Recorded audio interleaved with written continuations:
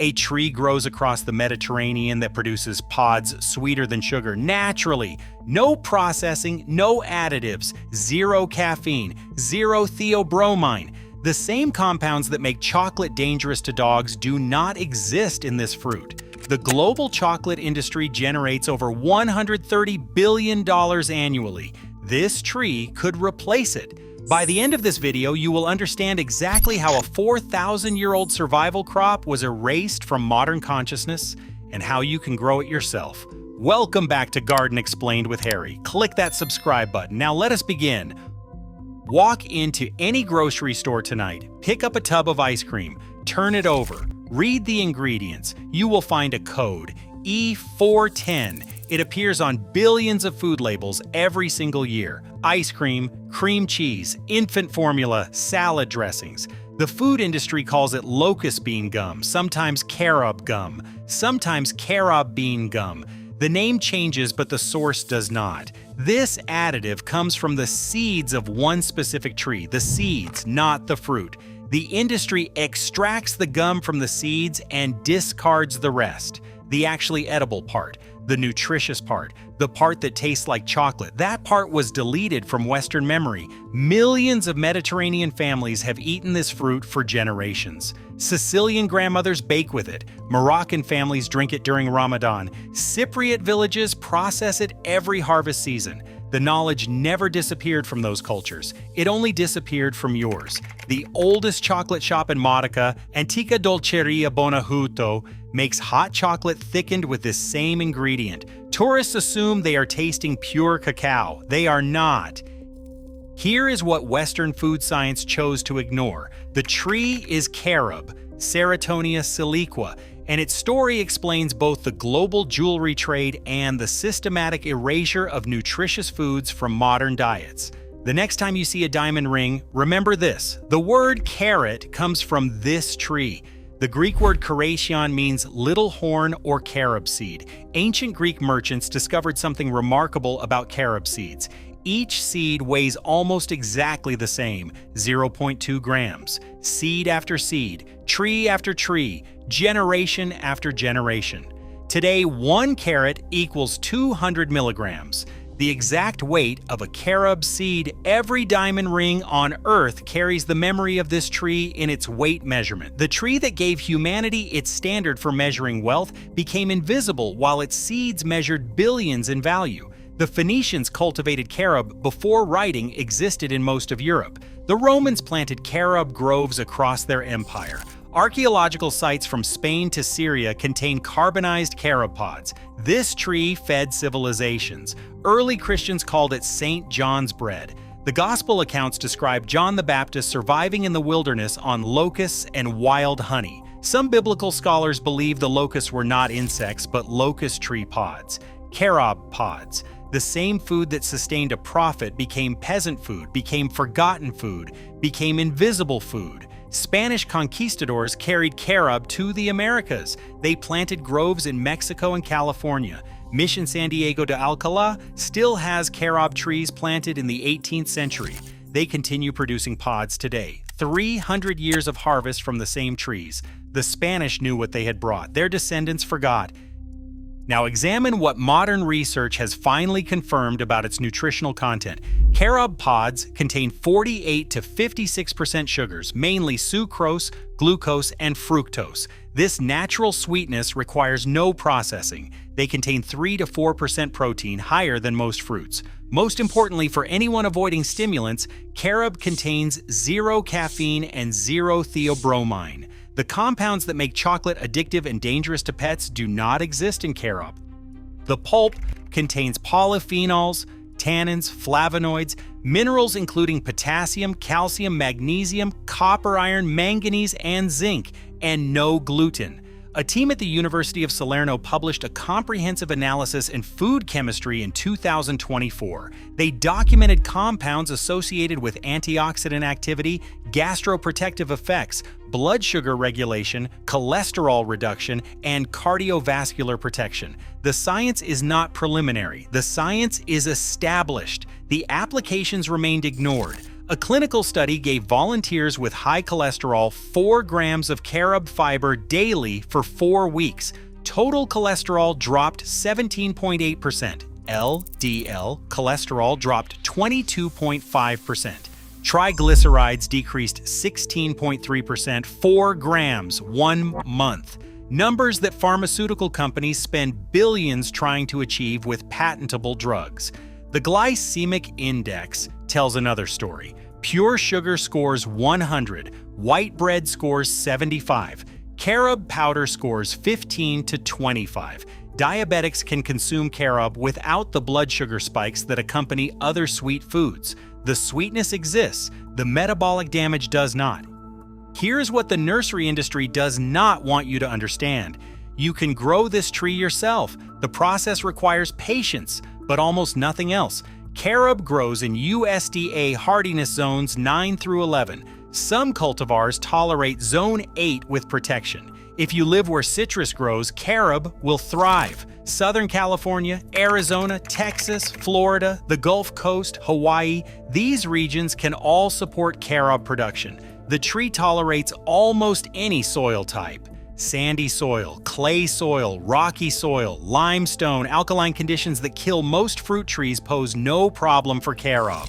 The only requirement is drainage. Carob will not survive standing water. Start with seeds or start with grafted trees. Each path has consequences. Seeds cost almost nothing. You can harvest them from any carob pod. The hard seed coat requires scarification before planting. Nick the seed coat with a file or with sandpaper. Soak the seeds in warm water for 24 hours.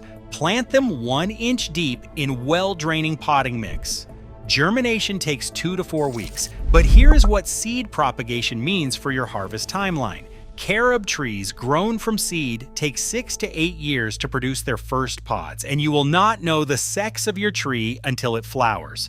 Carob is primarily dioecious. Male trees produce pollen. Female trees produce pods. If you plant a single seed grown tree and it turns out male, you will never harvest a single pod from it. The tree will grow beautifully. It will provide shade. It will produce no food. Commercial growers solve this problem with grafted trees. A grafted carob comes from a cutting taken from a known female tree. You know the sex before you plant. Grafted trees also fruit faster, 3 to 4 years instead of 6 to 8. The cost is higher, $20 to $50 per tree.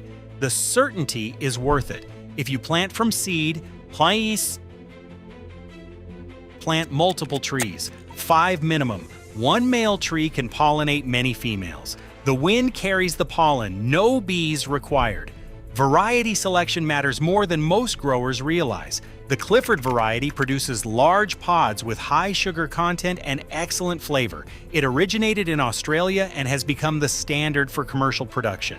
The Santa Fe variety tolerates colder temperatures better than most. It survives brief dips into the low 20s. The Sfax variety from Tunisia produces smaller pods but in enormous quantities. The Tantillo variety from Sicily has been cultivated for centuries and carries intense sweetness that Sicilian bakers prize. Each variety has characteristics suited to different climates and purposes. Research what grows best in your region before purchasing. Finding grafted carob trees requires some effort. Most conventional nurseries do not stock them. Specialty fruit tree nurseries carry them seasonally. Online nurseries ship bare root trees during dormant season. Local Mediterranean cultural organizations sometimes coordinate group purchases from overseas suppliers. Agricultural extension offices in carob growing regions can point you toward local sources. The search takes work. The work pays dividends for a century. If no grafted trees are available, you can graft your own. Grow rootstock from seed for 2 years. Source scion wood from a known female tree. Someone in your region likely has a producing carob. Ask permission to take cuttings. The grafting technique is standard whip and tongue or cleft grafting. Any fruit tree grafting guide applies. The success rate is high for those with basic grafting experience. Spacing depends on your goals. For maximum production, plant trees 25 to 30 feet apart. Carob tolerates pruning well. You can maintain trees at 15 feet tall through annual trimming. Unpruned trees reach 30 to 50 feet over decades. The first 3 years require attention. Water newly planted trees deeply once per week during dry periods. Soak the root zone thoroughly, then let it dry completely before watering again. This encourages deep root development. After year 3, reduce watering gradually. By year 5, an established carob needs no irrigation in climates receiving more than 10 inches of annual rainfall. The tree's taproot reaches water tables that surface irrigation never touches. Fertilization is almost unnecessary. Carob fixes nitrogen through symbiotic bacteria in its root nodules. A light application of balanced fertilizer in spring during the first few years accelerates growth. After establishment, the tree needs nothing. Pests and diseases barely exist for carob. No major insect pests attack the tree in North America. No significant fungal diseases threaten it. You will not spray this tree, you will not treat it, you will simply harvest from it. Harvest timing matters. Pods ripen in late summer through fall. Ripe pods turn dark brown and dry on the tree, and they release easily when shaken. Spread tarps beneath trees and shake branches gently. The ripe pods fall, the unripe pods stay. Processing at home requires only a grinder. Remove the seeds from dried pods. Grind the remaining pulp into powder using any grain mill or high-powered blender. The resulting carob powder stores indefinitely in airtight containers, no refrigeration needed. One mature carob tree produces 200 to 400 pounds of pods annually. That yield typically provides more carob than a family can consume, but powder is only one product. The pods can be processed into carob syrup by simmering crushed pods in water for several hours, then straining and reducing the liquid. The resulting syrup has the consistency of molasses and a rich caramel sweetness. It stores for months without refrigeration. Drizzle it over pancakes, stir it into oatmeal, mix it with tahini for a traditional Mediterranean spread that predates Nutella by millennia. Carob chips can be made at home by mixing carob powder with coconut oil and a small amount of sweetener.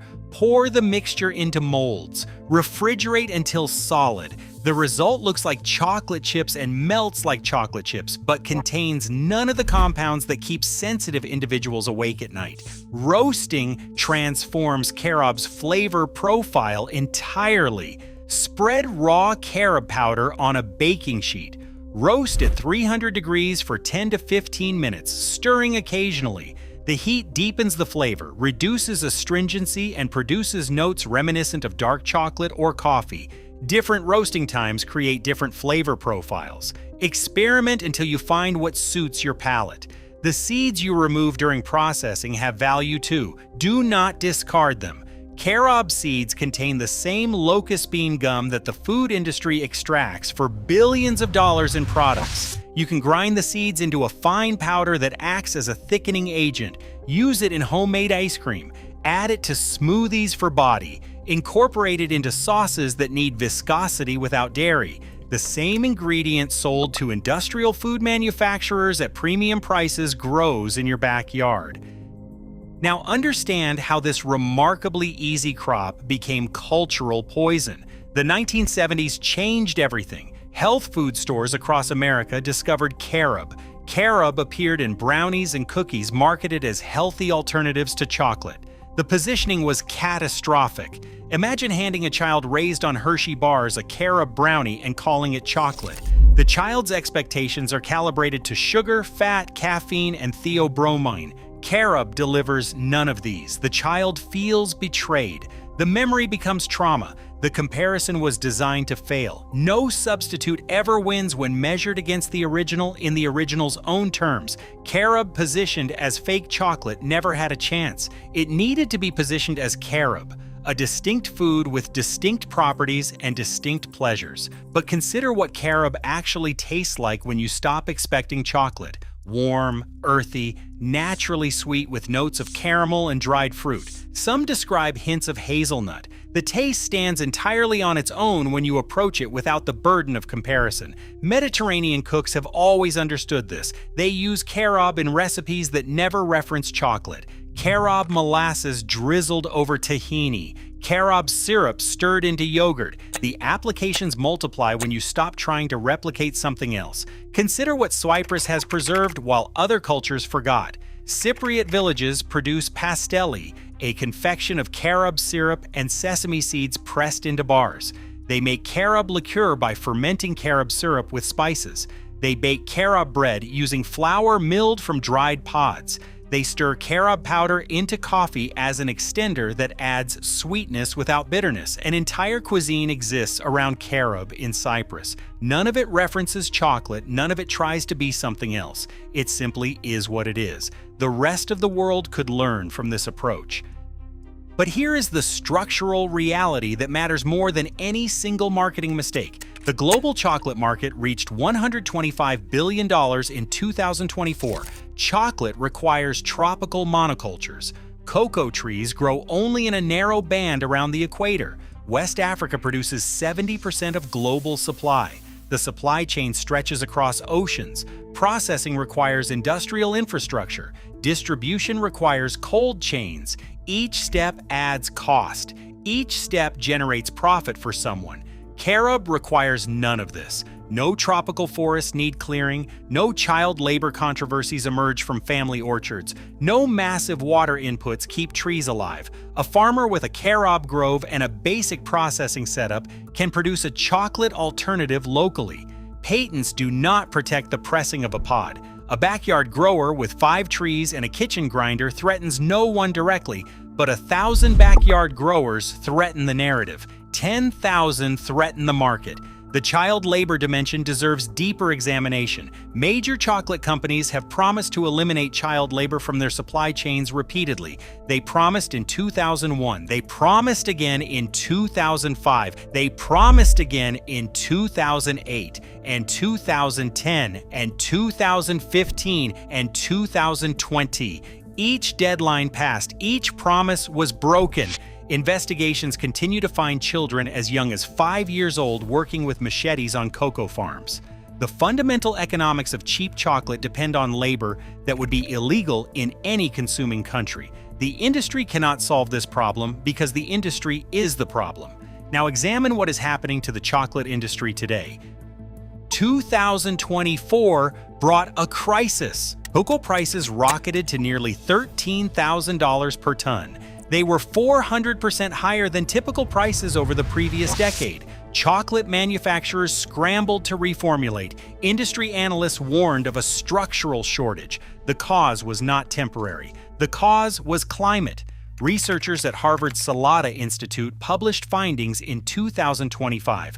68% of year-to-year variation in Ghanaian cocoa yields could be explained by 2 factors: excessive rainfall during the wet season and drought during the dry season. Both are increasing as climate patterns destabilize.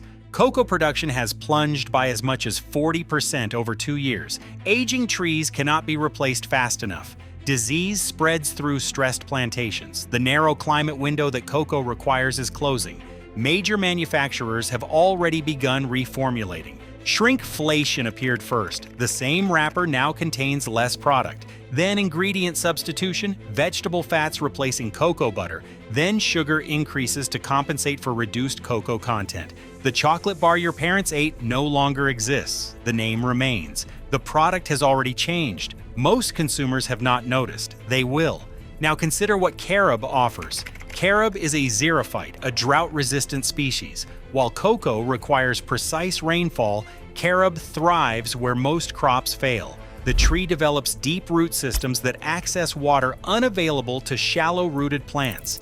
Carob requires virtually no irrigation once established. In regions where farmers struggle to keep orchards alive, carob simply grows. Carob resists fire. The tree's thick bark retains moisture. High leaf moisture content prevents ignition. While resinous pines explode into flame, carob stands resist. Mediterranean countries increasingly view carob not just as a crop, but as a firebreak. Carob trees live for a century or longer. Some specimens in the Mediterranean are several hundred years old and still producing. Plant a carob tree today and your grandchildren's grandchildren may harvest from it. The carbon mathematics favor carob dramatically. A mature carob tree sequesters approximately 50 kilograms of carbon dioxide per year. The tree requires no inputs that generate emissions. No tractors spreading fertilizer, no planes spraying pesticides, no refrigerated trucks maintaining cold chains. The carbon footprint of carob production approaches zero or goes negative when you account for sequestration. Compare this to the 34 kilograms of carbon dioxide generated by each kilogram of chocolate produced. The water mathematics tell the same story. Producing 1 kilogram of chocolate requires over 17,000 liters of water when you account for irrigation, processing, and supply chain operations. Producing 1 kilogram of carob requires rainfall and nothing else. In a world where water scarcity defines agricultural possibility, carob grows while other crops fail. The tree does not compete for resources. The tree makes do with what falls from the sky. London-based Win-Win launched what it claimed was the world's first cacao-free chocolate in 2022. Food Navigator reported in early 2026 that cocoa shortages are reshaping the entire industry. Carob appears in the conversation for the first time in decades, not as fake chocolate, as a climate-resilient replacement. Startups across Europe and North America are developing carob-based products, positioned correctly this time. Not as a chocolate substitute, as carob. The branding emphasizes what carob is rather than what it replaces. Caffeine-free, naturally sweet, Mediterranean heritage, climate positive. The marketing has matured beyond the mistakes of the 70s. Investment follows awareness. Venture capital has begun flowing into carob processing facilities. Agricultural technology companies are developing improved harvesting equipment. Plant breeders are creating new varieties optimized for mechanical harvest and consistent flavor profiles. The infrastructure for a carob industry is being built in real time, yet cultivation continues to decline. There has been a 65% reduction in carob growing area across the Mediterranean in the 21st century. The pattern persists even as climate makes carob more valuable and cocoa less viable. Why does a crop with documented health benefits, proven climate resilience, and growing market demand continue to shrink? What cannot be owned cannot be sold. What cannot be sold cannot be marketed. What cannot be marketed does not enter consciousness. Carob trees self-propagate. They require no annual seed purchase. They need no proprietary inputs. No corporation benefits from their spread. The system that promotes patentable, controllable commodities simply does not see what cannot be controlled. No conspiracy, no coordination, just economics. But the tree does not care about economics. For 4,000 years, carob has pursued a single agenda. It grew when the Phoenicians sailed. It grew when Rome fell. It grew when empires rose and collapsed across every shore of the Mediterranean. You can plant one this weekend. The tree does not care how you start. It only cares that you start. The chocolate industry generates $130 billion annually. The chocolate industry is collapsing under climate stress. The carob tree grows where nothing else survives. The carob tree produces sweetness without addiction. The carob tree asks for nothing but neglect. The question was never about taste. The question was always about who profits when you eat. Subscribe for more on plants they systematically buried.